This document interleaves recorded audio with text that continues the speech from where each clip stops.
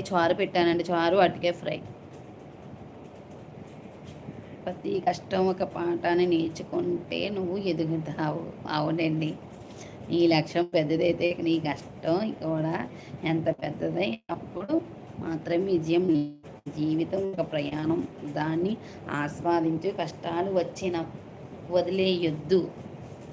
ఎంత కష్టం వచ్చినా వెనక్కి తగ్గొద్దు.